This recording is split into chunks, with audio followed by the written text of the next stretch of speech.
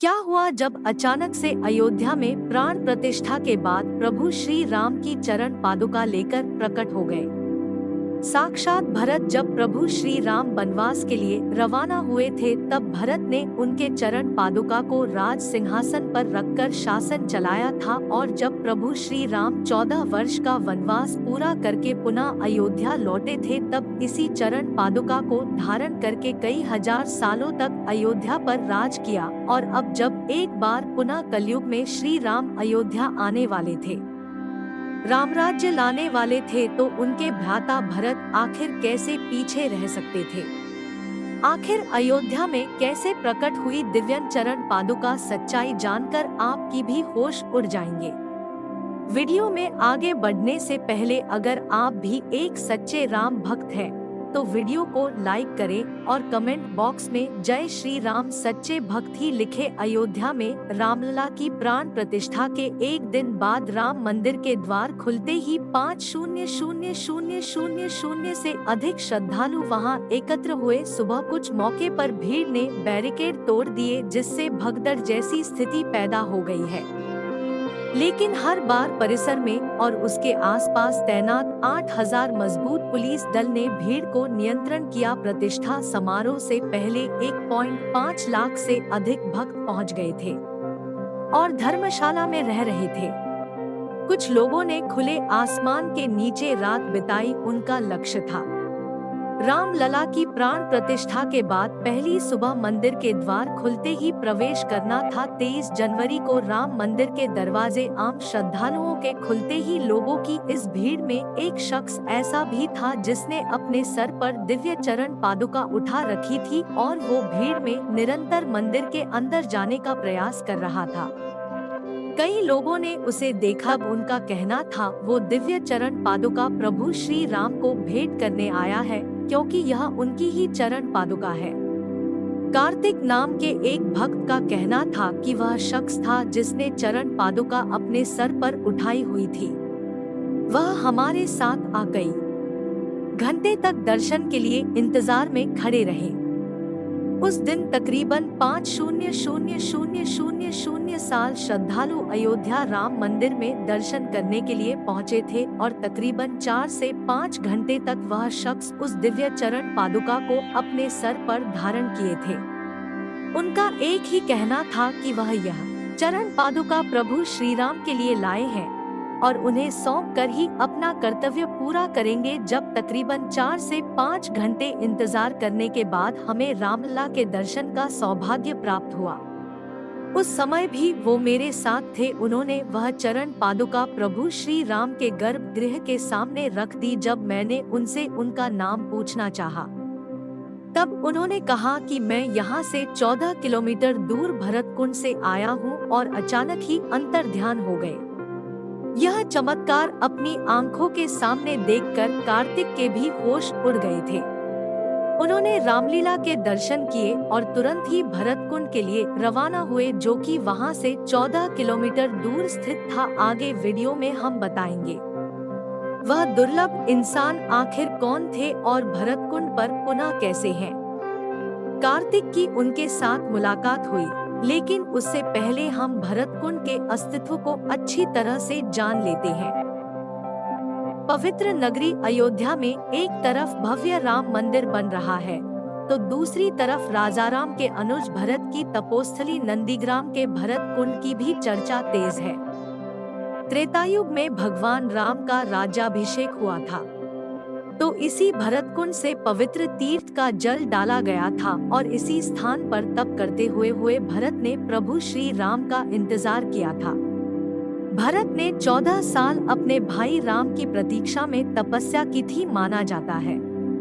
भरत ने यह सोचकर कि जब उनके राम वनवास में हैं और जमीन पर चलेंगे और वहीं सोएंगे, तो कैसे भरत अपने बड़े भाई के जैसा साथ जीवन व्यतीत कर सकते हैं। यह सोचकर उन्होंने यहाँ एक गुफा बनाई है, जो जमीन से लगभग 8 सीढ़ी नीचे है।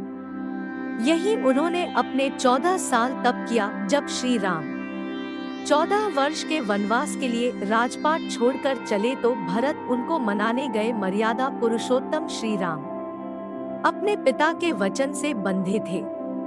लौटना स्वीकार नहीं किया, लेकिन भरत के अनुरोध पर अपनी चरण पादुका उनको सौंपी।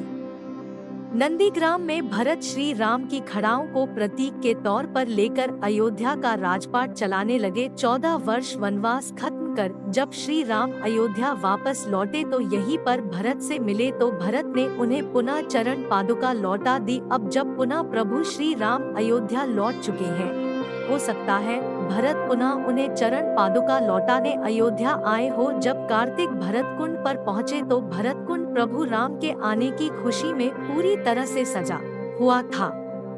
तभी कार्तिक जी को रहस्यमय तरीके से वही व्यक्ति भरत कुंड में स्नान करता हुआ दिखाई दिया जो चरण पादुका लिए अयोध्या राम मंदिर में मौजूद था। इसके कार्तिक ने उनसे पूछा कि आप अयोध्या में रहस्यमय तरीके से कहां गायब दिव्य तो हो गए थे और आप यहां पर क्या कर रहे हैं? तो उस दिव्य व्यक्ति ने कहा कि हमारे पूर्वज कई सालों से इसी भरत कुंड के आसपास ही निवास करते हैं और प्रभु श्री राम के भाई भरत को अपना इष्ट मानते हैं। एक दिन रात्रि के समय स्वयं भरत हमारे सपने में आए और उन्होंने हमसे कहा कि भरत कुंड के गुफा के अंदर एक दिव्य चरण पादुका रखी हुई है, उसे ले जाकर अयोध्या में नवनिर्मित राम मंदिर के अंदर रखना होगा। वहां प्रभु श्री राम अपना राज सिंहासन संभालेंगे।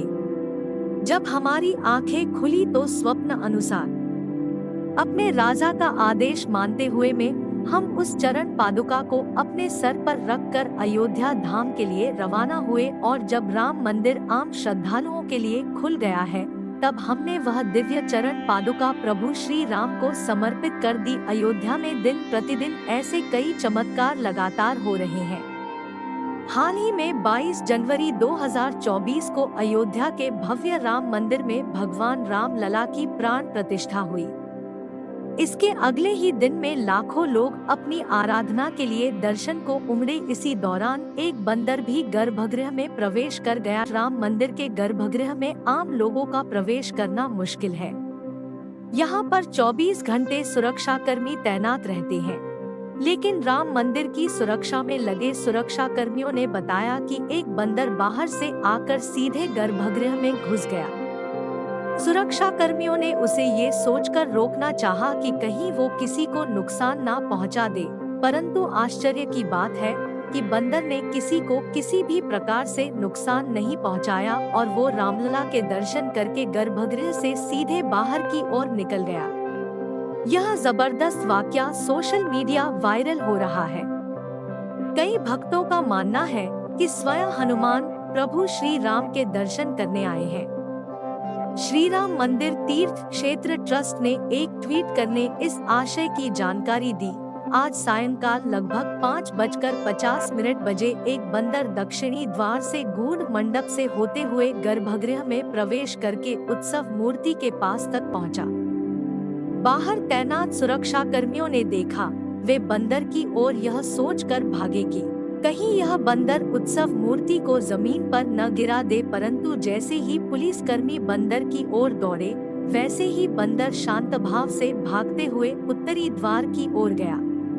द्वार बंद होने के कारण पूर्व दिशा की ओर बढ़ा और दर्शनार्थियों के बीच में से होता हुआ बिना किसी को कष्ट पहुंचाए पूर्वी द्वार से बाहर निकल गया। सुरक्षाकर्मी कहते हैं कि ये हमारे लिए ऐसा ही है मानो स्वयं हनुमान जी रामलला के दर्शन करने आए हो। वैसे अयोध्या में वानर की इस तरह उपस्थिति की यह कोई पहली घटना नहीं है। राम जन्मभूमि मुक्ति आंदोलन के दौरान कई प्रमुख मुद्दों पर इसी तरह वानर की उपस्थिति देखी गई है।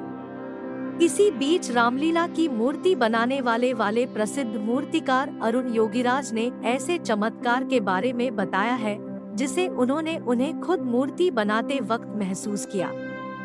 राम मंदिर मूर्ति का निर्माण करने वाले कर्नाटक के मशहूर मूर्तिकार अरुण योगीराज ने ऐसी बात कही है जिस पर आप भी हैरान हो जाएंगे। उन्होंने कहा है कि नवनिर्मित राम मंदिर के गर्भगृह में जो मूर्ति लगाई गई है वो उन्होंने नहीं बनाई। दरअसल वह बात को अलग तरीके से कह रहे हैं। उन्होंने कहा कि गर्भगृह के बाहर तक उनकी मूर्ति की छवि अलग थी, लेकिन जैसे ही मूर्ति को गर्भगृह में प्रवेश कराया गया है उसकी आभा ही बदल गई। इसे मैंने भी महसूस किया। मैंने गर्भगृह में अपने साथ मौजूद लोगों को भी इस संबंध में कहा था कि यह दैवीय चमत्कार है या कुछ और, लेकिन मूर्ति में बदलाव हो गया था। एक टीवी चैनल को दिए गए इंटरव्यू में अरुण योगीराज ने कहा कि मेरे पूर्वजों की 300 सालों की तपस्या का यह परिणाम है। मुझे शायद ईश्वर ने इसी कार्य के लिए धरती पर भेजा था। मैं इस जन्म में भगवान श्री रामलीला की मूर्ति बनाऊंगा। अरुण योगीराज ने एक बड़ा रोचक चमत्कार भी सुनाया। उन्होंने कहा कि हम जब मोदी का निर्माण कर रहे थे तो हर दिन शाम को 5 से 6 के बीच बंदर वहां पर आते थे। वह आते मूर्ति का काम देख ले और चले जाते हैं। कर्मशाला में इस प्रकार से बंदरों के आने से हम लोगों को परेशानी होने लगी। हमारा ध्यान भटक जाता था। हमने ट्रस्ट के महासचिव चंपत राय के समक्ष इस बात को रखा। उन्होंने कर्मशाला में घेरा लगवा दिया, दरवाजे लगवा दिए गए।